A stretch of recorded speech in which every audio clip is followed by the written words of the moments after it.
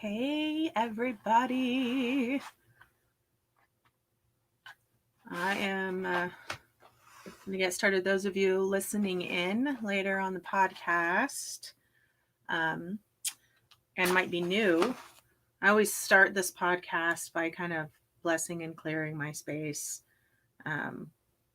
Just I want it to be a fun, happy, creative, productive space for me. And partly, my reason for doing this was kind of put myself out there.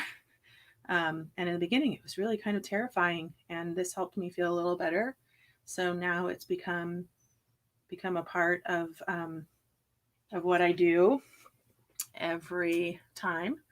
So I bless with a little sage, white sage, and some Palo Santo, and just clear out the energy that's not going to serve me and my creativity here tonight.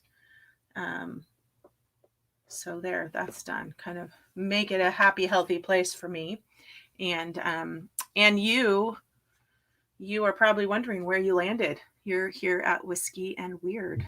And I'm starting season 2 this evening. Season 2, episode 1. And I really missed doing this. Actually, it was nice to take a little break, but I missed the last few weeks. And for those of you who might be new, those of you who never listened in, the whole concept behind Whiskey and Weird was really just something that came to me. If you listen back, you'll get a little bit of the history too. But if you don't want to do that, I'm new to the whiskey thing. I feel like I've learned a lot though, so I'm really excited about that. And so I taste whiskey, just my novice tasting ability on every episode, and then I talk about weird things. And so far, I mean, the kinds of things that most people would maybe not get into or avoid, or maybe don't really think about. And but the real reason is that we all have something about ourselves that we're afraid to show up with. We're afraid to show to the world. And I wanted to be an example of just kind of having the courage to just show up as authentically as I can. And I love to discuss really weird things and and talk about things and overthink things, and that's what this is for me. And it's an invitation for other people to show up and join in these weird conversations, but also just embrace what makes you unique and amazing and wonderful and beautiful, whatever that may be, and all the things. So I love the conversation. I see a couple of people are peeking in right now. I hope you'll say hi, especially if you know me. But yeah, stick around for the evening and get an idea of what it feels like. Tonight, I am talking about Bigfoot. So Bigfoot, I am so fascinated by the idea. This week is my birthday. Friday is my birthday. So I wanted to talk about something that was really fun and fascinating, but also something that I still don't know a lot about. So tonight we're going to be talking about Bigfoot. So welcome to Whiskey and Weird, season 2, episode 1, Bigfoot Befuddlement. Hi, Sean. Really happy to see you here. I wanted to say thank you to you, Sean. Sean joined me in December, and we had a little fun making cocktails with whiskey. I can't recall, Sean, if we brought up the idea of grape soda with our peanut butter whiskey, because I actually had a lot to drink that night. I don't think I had eaten much, but someone mentioned that the other day, and I was like, oh, that would be amazing. And they said it tasted just like a peanut butter and jelly sandwich. But maybe we did chat about that. So you can let me know if that was something we mentioned. And then thank you to my kiddos who joined me in December also, and kind of shared some of the weirdness that we experienced together as a family, and some of the things that make me a weird mom. I am kind of weird, but I think they love me anyway. So happy to have them on. Yeah. So don't you think, Sean? Definitely, you guys, if you like peanut butter whiskey, check out the idea of grape soda for a PB&J, like for real. Hi, Mac. my old roommate Mac, he's here. Thank you, sweetheart. It's nice to have you. So anyway, I'm gonna get started tonight. We're drinking. A friend of mine gave me this for Christmas, and it's actually local here to where I live in the Pacific Northwest, from the Fremont Mischief Distillery. Let's see if I can get that in there for you guys to see. So the Fremont Mischief Distillery, and this one's the Skagit Gold Straight Rye Whiskey, and the rye used in this whiskey is grown in the Skagit Valley in some really beautiful black soil, 30 inches deep, and it's a really rare growing experience, and like can't find it anywhere else. So I haven't really tried a lot of rye whiskeys, and I will say the only one that I've really tried so far was from Woodinville Whiskey, which is also local here, and it wasn't my favorite of the four that I tried there. Let's say that. But that doesn't mean anything, right? I'm still learning. Not really sure about what the differences are, and not sure how rye whiskey will affect me. I think I mentioned that I actually have a wheat sensitivity, so some whiskeys leave me feeling a little gross the next day. But it's not like I drink a ton. So here's this cool bottle. I like the square bottles. I like that a lot. So I'm gonna get my nose in there really quick.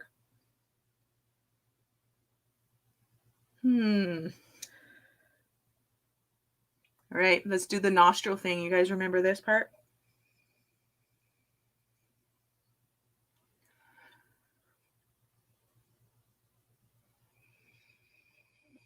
I have yet to really find that one nostril smells differently. I haven't had that experience yet, really, totally. I feel like there's something a little floral to this, but I will say not really overwhelming notes as far as the nose. But let's get a little pour, and I'll take another smell from the glass. See what happens.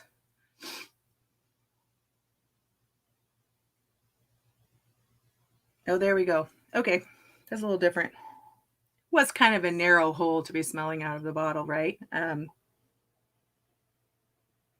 So those of you listening in, I'm right now using my nose to get a feel for the whiskey, and I'm getting some floral, and it is a little more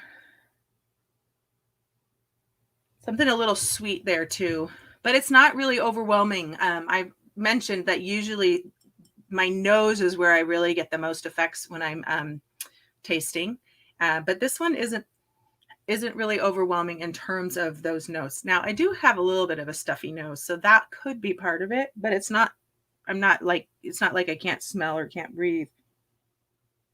So let's see. Let's just go for a little taste here.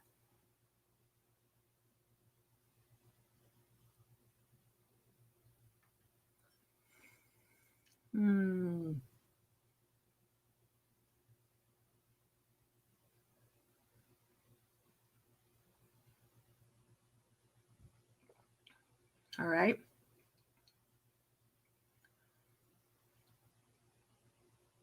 Okay, a little floral. I'm having the very same experience that I had with the last rye whiskey. And that being that it's not overwhelming to me. It's, or not like, not even in a good way. And it's not bad, but I don't know if that's rye. I mean, I've had 2 ryes, and both times I've just been underwhelmed. Let's just say that. And then I don't want to offend the person who gave this to me as a gift, because I will certainly drink it. But it doesn't have the kind of flavor, and it might just be how rye whiskey sits with me. Sean and anyone else who might listen in, I'm curious if you, if rye whiskey is something that you've tried, what your experience with it is. Let me know in the comments if you have. But I'm just going to say, maybe it's just rye whiskey. I don't know what people think about that. But I'm going to drink it. It's not bad. It's just not, it just probably wouldn't be my first choice to just grab and, have a dram. of it. It probably would be really good with a mixer, some sort of good mixer. I'm not really sure, but slange. Anyway, it's good stuff.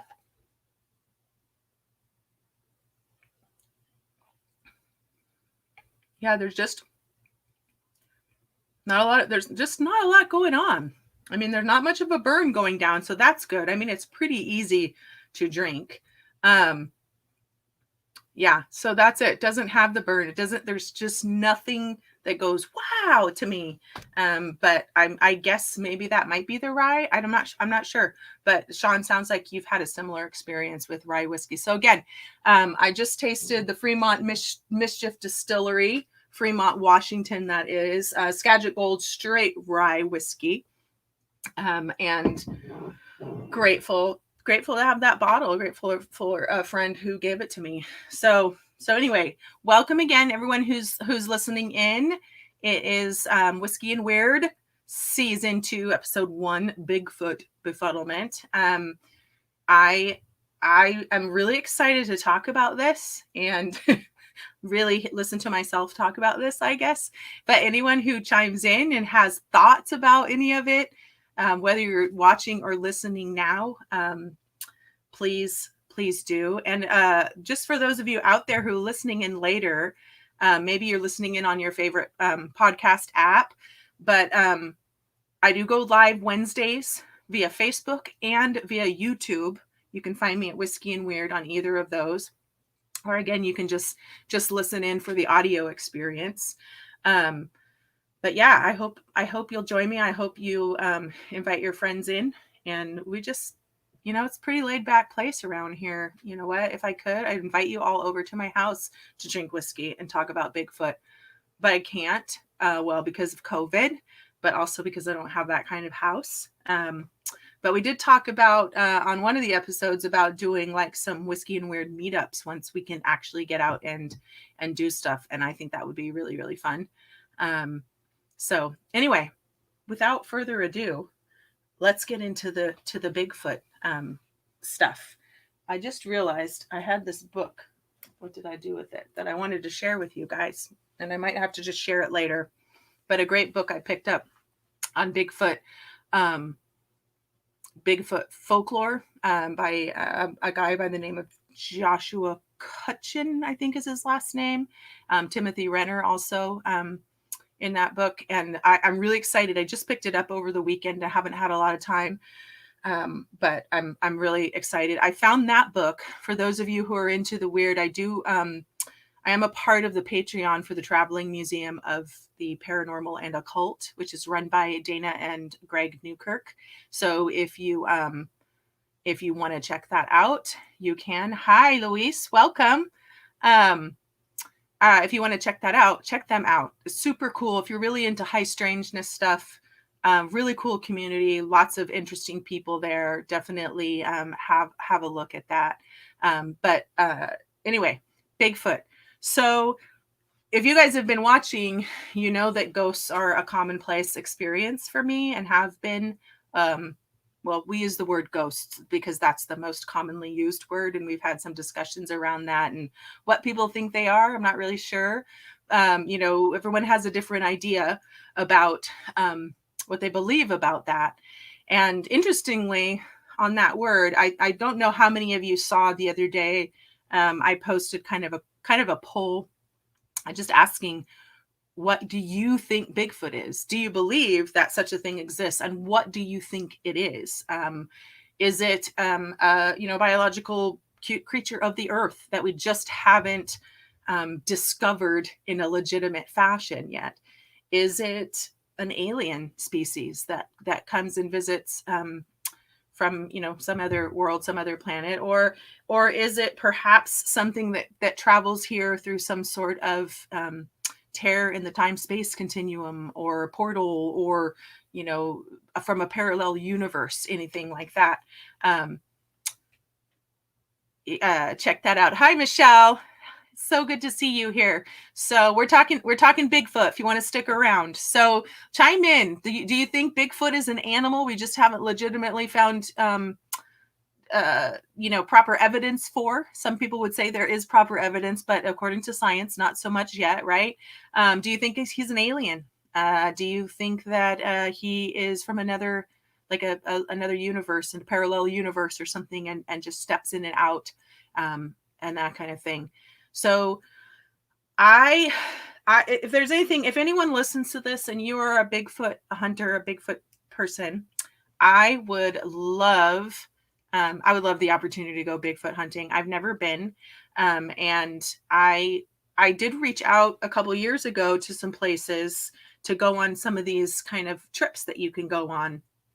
And I was really disheartened because the couple that I looked at were like, okay, yeah, you can come, but it's going to cost you $500 and you need to have a big truck because we're driving in the back roads, and you need to have a firearm and all these requirements. And I was like, holy moly. I don't drive a truck. One, I do get the need for a firearm because usually you are out in the, the back country, and there are animals. So I get that. And I'm okay with the whole firearm thing personally, as long as you're using it for, things that make sense in the world, and don't harm other people for, anyway, another discussion, but someone will think or feel something about that. So I would love to do that. So if anyone comes across my podcast here, my live cast, let me know. So Luis is asking, is Bigfoot dangerous? I don't know. Some people claim that Bigfoot could be dangerous. And if you read the stories that people share, some people have felt threatened, there are stories of people being attacked. Most stories that are out there are quite the opposite though. But usually having a firearm would be more about being in the backcountry and, the risk of bears and mountain lions and things like that. So to answer your question, Luis, that's where that would really come from. Not because of fear of the Bigfoot, but because of the other animals that you may encounter. Because usually when you're hunting for a Bigfoot, you are really out in the backcountry. So, but that's a great question, Luis. Thank you. Let's see, I'm just looking at these comments really quickly. Michelle, I don't know if you're still on here. She said she had a dream about Bigfoot recently. So I'm going to have to hear about that. Anyone who listens in knows that I love dreams too. So you're going to have to tell me about that, Michelle. And Sean says, I think it is just a variation. Let's put his thing up here. I think it's just a variation of evolution that has not just been discovered for whatever reason. So yeah, I think that is a really, really plausible thing too. And that's one of those. So again, it is a species, some biological, something that started here on the earth and has lived on the earth and has evaded, being caught, right? On camera. Well, he's been caught on camera, according to a lot of people. So anyway, though, I want to go back because I mentioned this, this poll that I was asking about, and a friend responded that he, I should have written this down, but he basically said, well, it's not a matter of like believing, that it's not really for him to believe or not.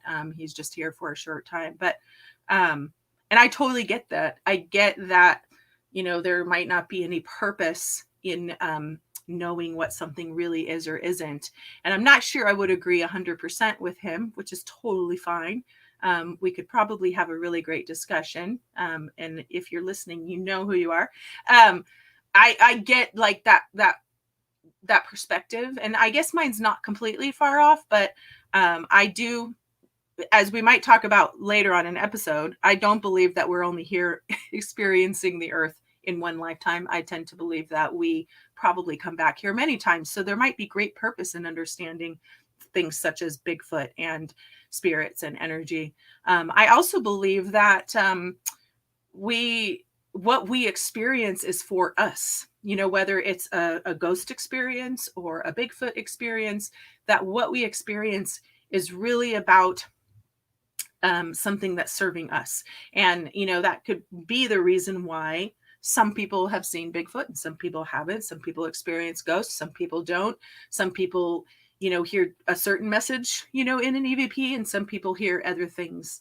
But I think that there's value in the exploration, and I just am someone who wants to seek out all sorts of experiences and understanding and try to maximize my opportunity during this lifetime, so that I can be prepared for any future lifetime or whatever comes after. So for me, it's just about wondering and knowing, and I don't know that I would ever come to an exact belief. Like, and I've never really settled in one static place on anything, really. I mean, if you knew me 20 years ago and asked me certain questions, I would have given you 100% different answers to many, many, many things. And I think that's what life is all about.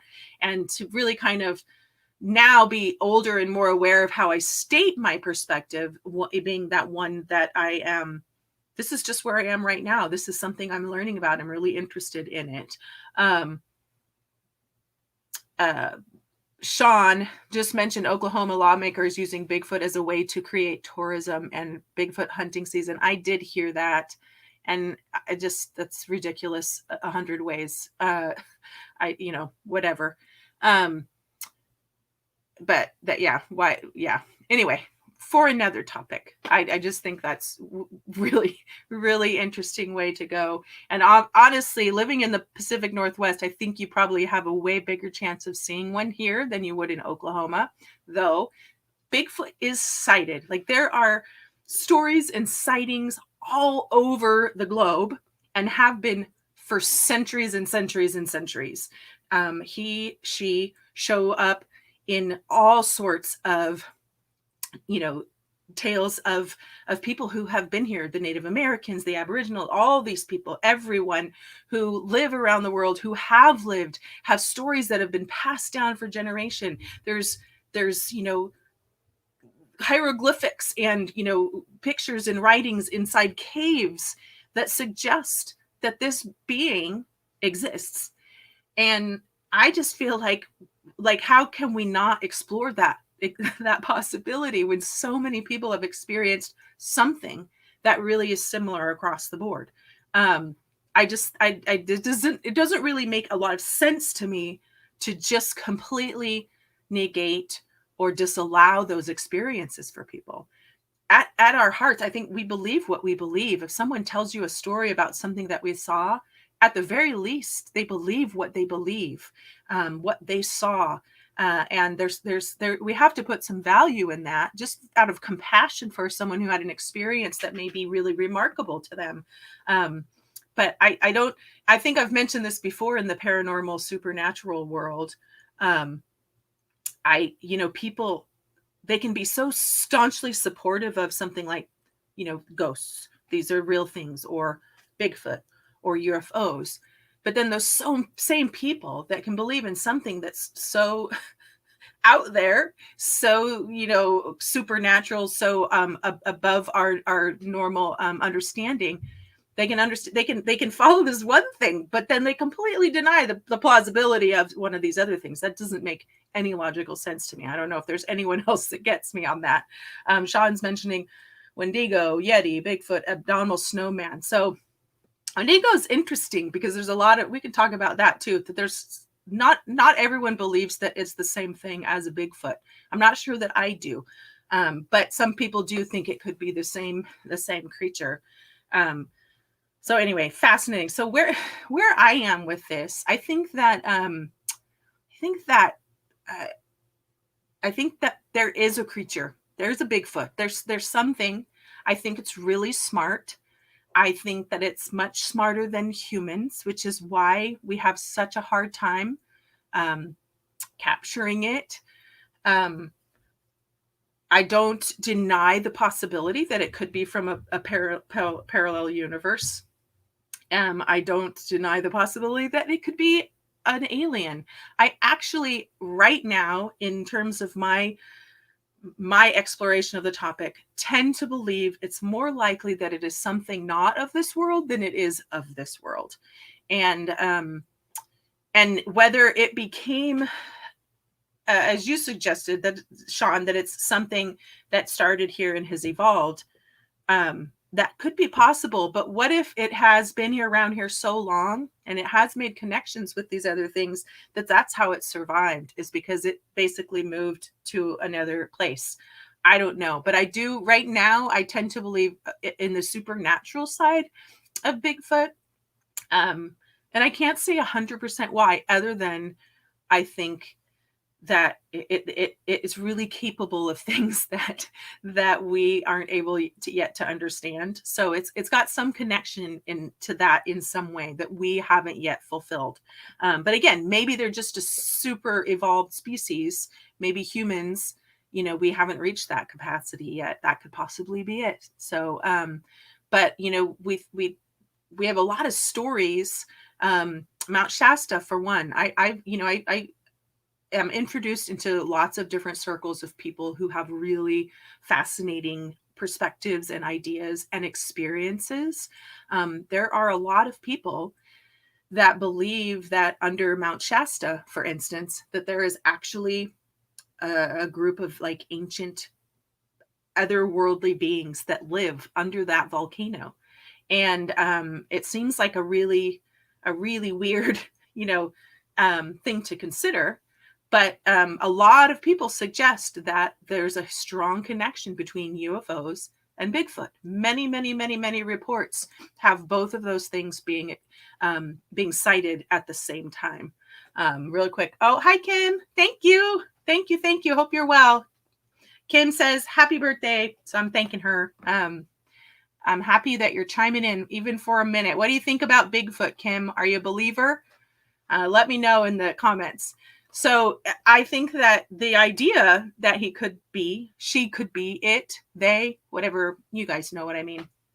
I don't know why I always first think of Bigfoot as male, because a lot of times that's what people state they think they experienced, and they're so huge. So that's where I go. But certainly there's female and youth versions too that have been cited. But this idea that like Mount Shasta. So Mount Shasta is like this place that has all of this supernatural stuff going on, UFOs, strange energy, other kind of cryptid, things happening. And I think it's just fascinating. And I think a lot of people also think it's really terrifying, which is partly why we don't know more about it. We have Mount Adams here in Washington State that's really similar. That's very well known for both sightings of UFOs and Bigfoot. So, is Bigfoot actually an alien, or is he just friends with them? Like, has he known them? Are they here and they all kind of roam around in this supernatural space that we are not yet capable of entering? I don't know. What do you guys think about that? And what kind of stories have you heard? But this story of this place of ancient beings living under Mount Shasta is something that I'll have to explore a little further, because I actually know quite a few people that believe in this theory. One of the most fascinating things about Bigfoot for me that I have heard from people is their telepathic ability. So I actually have met a couple people. I wouldn't necessarily call them friends, but people that I've spoke to on more than one occasion who have gone out, who regularly go out in search of Bigfoot and evidence that supports their existence, and have had these experiences where they're getting, the knocking, and they're getting, the tree knocks that we often hear about, or they're getting the calls, have had rocks thrown at them. So these are the really common experiences with when people believe they're experiencing a Bigfoot. And people who have some psychic ability, who have claimed that these creatures are communicating with them telepathically. And I had to say, at least one of these people, their story was really, really believable and plausible to me, and really fascinating. And and I think that people, we're all possible. It's possible for all of us to have some level of abilities that we maybe haven't tapped into yet, right? So I think that to consider the fact that if these are beings that are much just, even if they're just beings from Earth that are more evolved than us, is to say that they couldn't have already tapped into some of this stuff.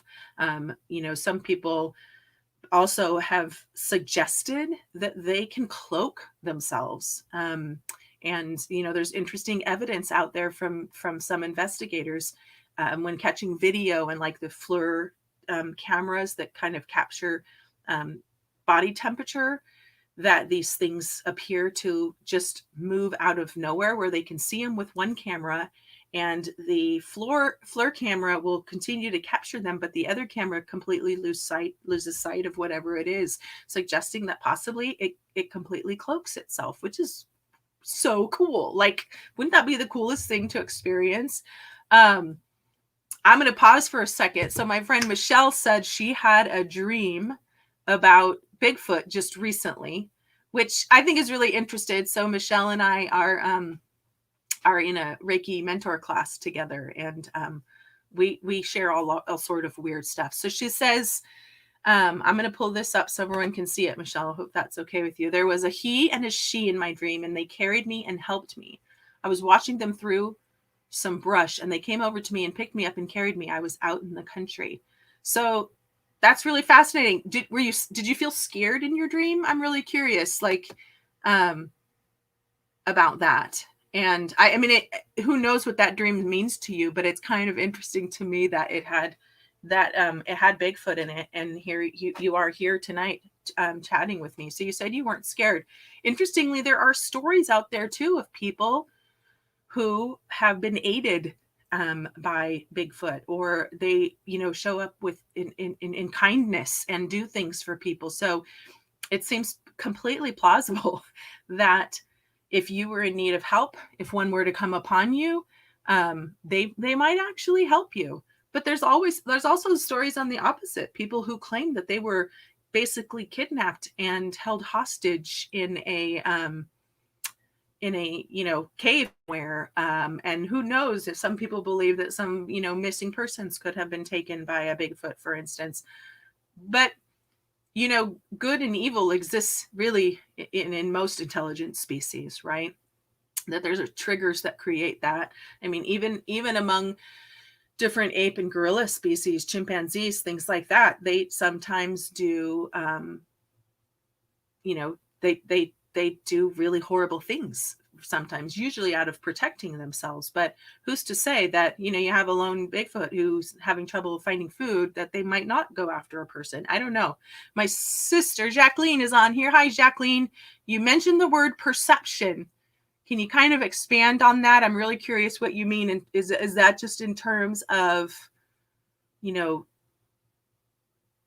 not sure what you mean on that. So, and sometimes I get delayed comments, so I don't know what that is. So if you don't mind elaborating on that, and anyone else that's on that, I'd really love to know what you think about Bigfoot. Do you think he's real? Do you have questions that I might be able to answer? I might not, but I will certainly give it a shot. But we're talking, if you're just chiming in to us live, we're talking about Bigfoot and kind of the question of what is he? Is he really out there? So Jacqueline, yeah, perceiving abduction versus helping. But I think that in the cases of the stories that I've heard, it's really clear what has happened. Like someone being held in a cave for a long time until humans happen to come across and get them. I would guess that would probably be less helping than abducting people who but who knows, we don't know. But and then other cases where people have been given food or brought to safety by these, which would very clearly be about helping, which I guess would be in the beginning. If a Bigfoot came and picked you up and started walking away with you, you'd probably be scared shitless, right? Not to mention, I hear they smell really, really bad. That is the other thing that people notice, that there's a really distinct odor to them. And all of these things tend to come together. There's when they're close by, there's the smell. There is often rocks being thrown. wood knocking. I've also heard more recently too of people who tend to be a little more well, for lack of a better word, who might have some psychic ability, who get really, really, really bad headaches or start hearing like ear piercing frequencies in their ears. And some people believe that that could have to do with, an attempt to telepathically communicate, but not being ready to receive that information. Now, the interesting thing about that is one of these other topics that I am into right now and really exploring, just for the sake of exploration, really, is the idea of angels and other kinds of things that are able to communicate with us. And that is actually a really common experience too, or a belief, I guess, is that sometimes you'll get these really weird sounds in your ears, or get a sudden headache, and maybe you might get like a telepathic or a psychic kind of message, but it's not coming through. It's not coming. Yes, Louise says infrasound. So yes, that's exactly it. Thank you. And so, you're getting these different messages. You're receiving information that our brains may or may not be able to handle at the time. But is it possible that if you're able to kind of feel your way through that, to then have that message come through, kind of that psychic ability? And I mean, all of these things I think are really woven into each other.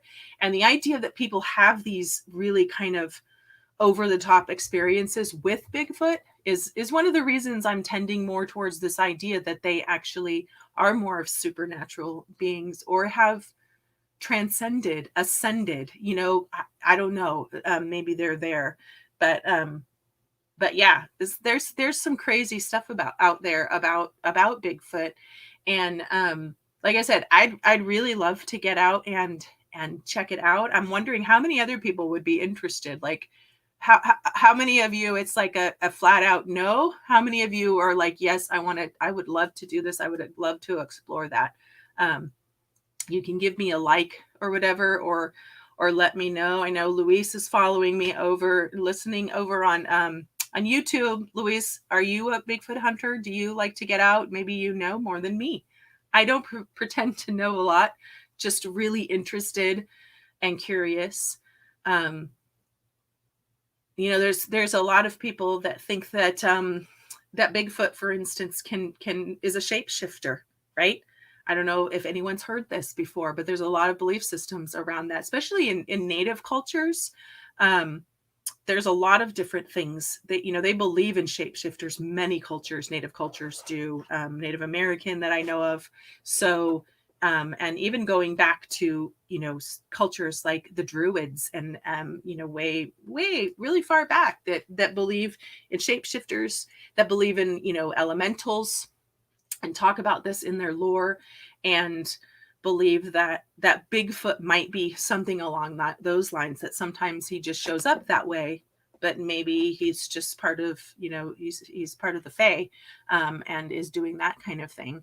So yeah, I don't know. Just really quickly chime in. Anyone questions, thoughts, ideas that are coming into your head about Bigfoot? It's so much more fun when people are interacting with me on this subject. But yeah, so the other thing about Bigfoot is those people out there who claim to have lots of experiences with them, and I don't know why any one person would have more experiences than another. But then again, it's the same with ghosts, right? There are people that just have that more often. And I think that goes back to the idea of maybe there's a message there particular to you, and your experience that you're having. And back to my friend Michael's comment that it's not really for him to believe or not. But yeah, it's what am I getting out of this? How's this making me feel? What's the message? What might be a reason even in other parts of my life that I'm having this experience right now? And that's kind of a place that I've been lately in terms of all these things that I explore. But I'd really love to be able to sit out in the wilderness and interact with something like this, whether it be a Bigfoot or it be fairies or it be elementals or Wendigo. I just think it'd be really fascinating to experience something that you can't explain, right? I think it's more fun that way, don't you think? Um, but also kind of terrifying. Uh, let's see. Sean says an author I read has characters in his stories that are Bigfoots, and they exist just outside of humans and are protectors. Yeah, fascinating. That's very, very much a belief system that they are here to kind of just look after the human race, that they're serving that purpose. Um, and yeah, why not? Right? Why not? Maybe they are. I just a few minutes ago was kind of equating their attempts to telepathically communicate with what people's experiences are when they believe angels are trying to communicate with them. And what if light beings are just light beings? What if we are light beings but we're just less evolved light beings, or than the Bigfoot and the angels and the aliens and then all of this stuff? I don't know, but that's storyline is actually a pretty common one in folklore too, that they are here to protect us, and they're probably watching us way more often than we realize. um but then there's got to be those stray ones that decide that's not what they want to do, right? I mean, look at us as humans. There's always those people that just want to do whatever the hell they want. There's probably Bigfoots out there that just decide, I don't care what my mission is, I just want to scare people or run around and do this. I don't know, but I think it's all really fascinating, and we need to continue talking about it. I'm really excited to read the book that I have about Bigfoot. I know there are some really good podcasts out there too, like Bigfoot and Beyond, which is, I think it's Bigfoot and Beyond, that are that's done by a couple of the guys from, it's Cliff and Bobo from Finding Bigfoot, and they have some really cool stories. And I really loved that show a lot. That was kind of one of the first things that I watched in terms of Bigfoot. One of the first that was really kind of more mainstream out there. There are so many great YouTube videos and lots of people that do all sorts of exploration in the Bigfoot field. And I loved to watch what they were doing, but I also think they really limited themselves because I think that we limit ourselves in exploration when we already have decided what something is, even before we really know what it is, if that makes sense. So if we go out and we're looking for something that we believe is only an animal, if it's not, we might not ever experience it. Now, I think Cliff and Bobo are a little more open-minded to some of that other stuff, especially Bobo. Faye, I don't know if you guys watch that, but that's pretty cool. There's the other show that is on Big Expedition Bigfoot. A lot of people don't like that. A lot of people get caught up on TV and what it is. But I really appreciate, I get what TV does to things, that it kind of creates this certain feeling around something, and it really limits what we're able to see, what they're able to do.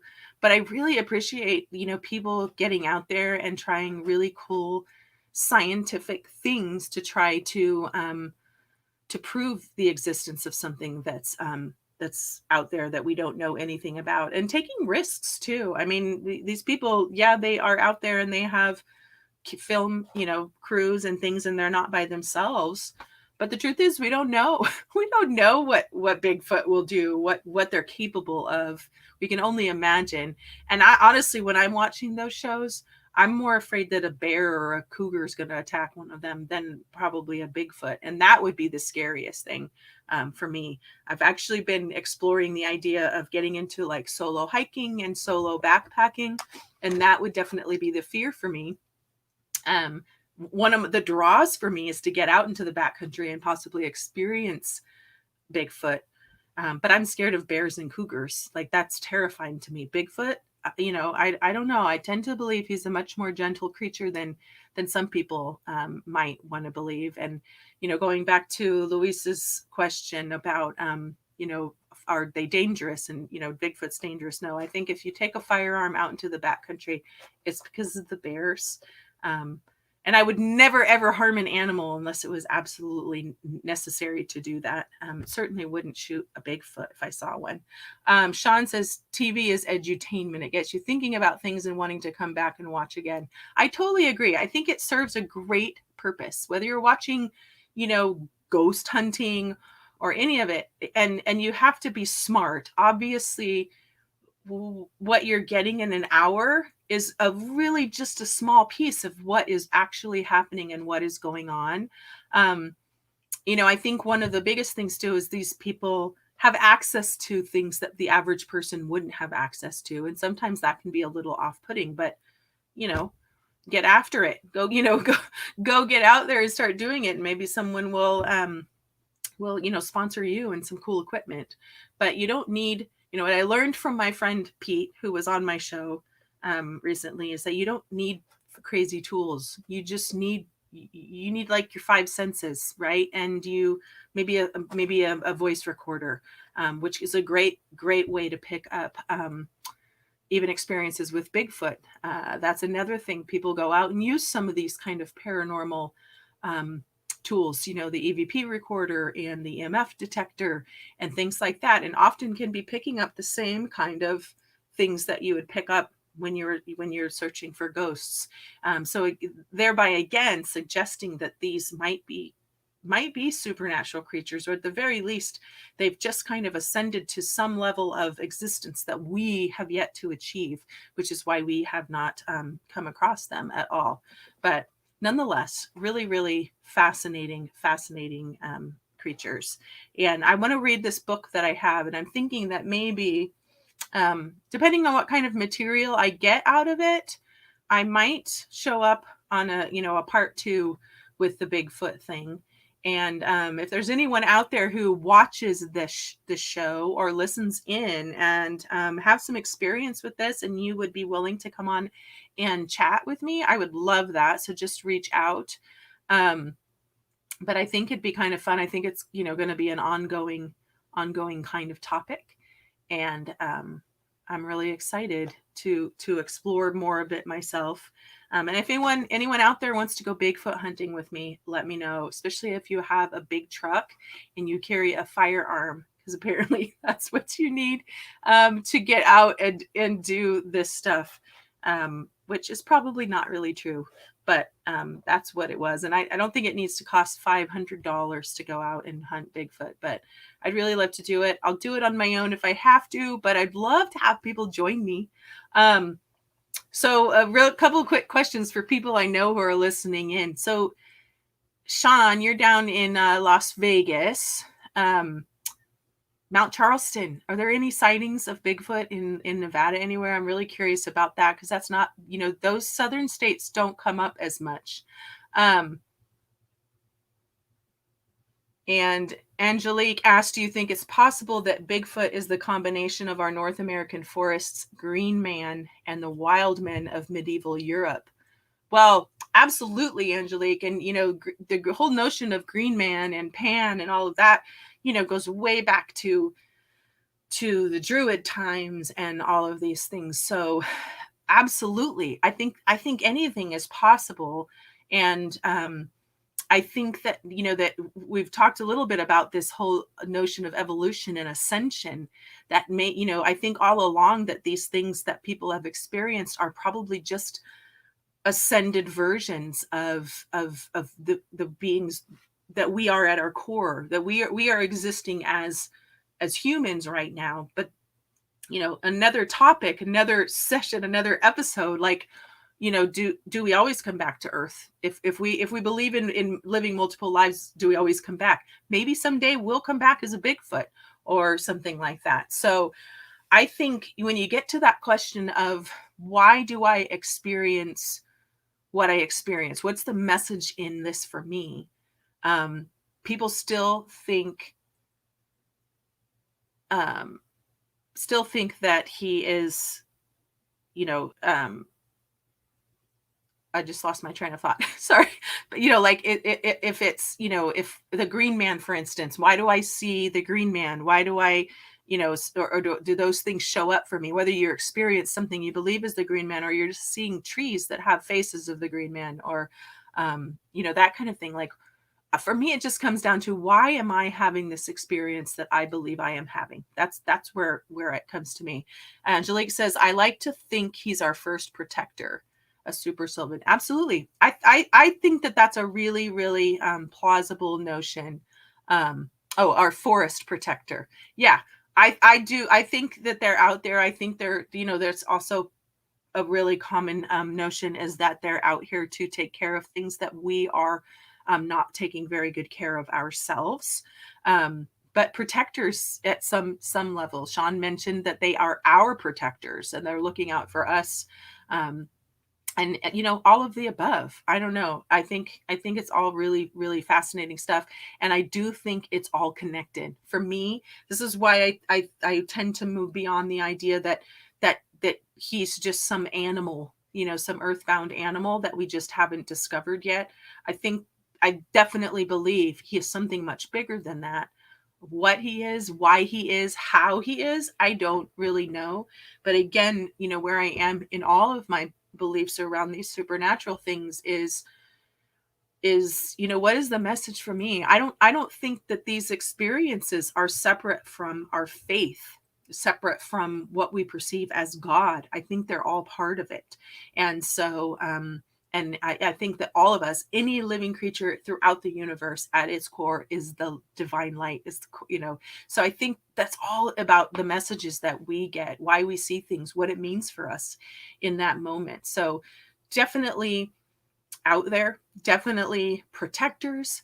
I want to experience them myself. I just want to see it and explore it and find out more about Bigfoot. But I'm going to let you know, I'm going to share this book with you I'll share it in the comments or on a separate post in my Facebook. I'll probably share it over at YouTube too, for those of you who are watching and listening in on over there. But I'll share that. I'll pull up some of the Bigfoot podcast that I listened into. And like I said, I mentioned earlier, the Traveling Museum of the Paranormal and Occult, run by Dana and Greg Newkirk. They have a Patreon that you can join, and they do all sorts of cool stuff. They have a great show out there on YouTube called Hellier.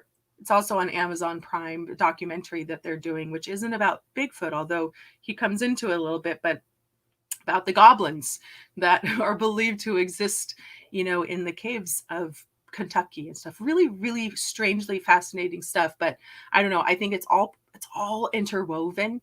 And, just wondering and learning and investigating and see how it all comes together. And, what the experience teaches us, I think, is the most fascinating thing of all.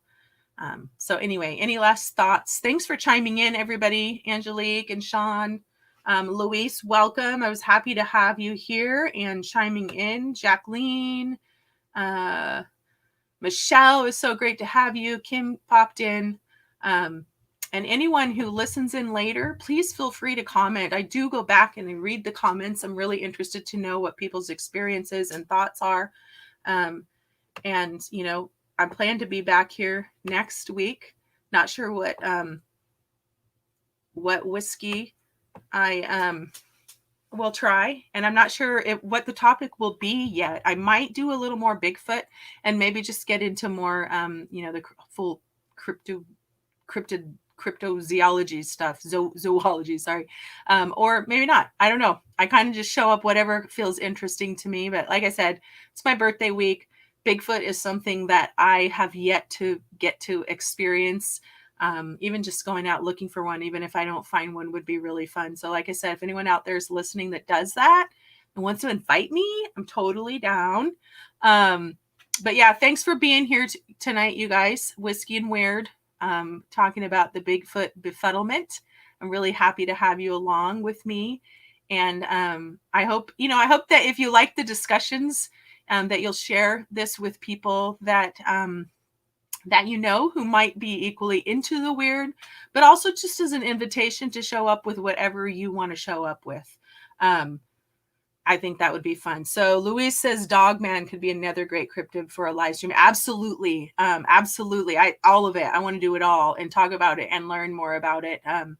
The Dogman is such an interesting and fascinating topic. And again, I believe people believe what they believe. And I think that we need to learn from people's experiences, whether we've had them or not. So, you know, Dogman isn't one we hear of as often as Bigfoot, but there are a lot of people out there that will swear that he exists and they've, it exists. So great suggestion, Louise. Thank you so much. So again, you guys, share this if you think it's interesting enough. You know, listen in again. Like I said, if you're chiming in later, hopefully you're enjoying the audio on your favorite podcast app. You can also find me on YouTube if you don't do Facebook, and you can watch the replay anytime. And I'll be back here next Wednesday. It'll be February. Can you believe it? Next Wednesday, Whiskey and Weird, Season 2, Episode 2, 7 p.m. Pacific Standard Time. Have a wonderful, wonderful evening, you guys. Thanks for hanging out with me. Cheers.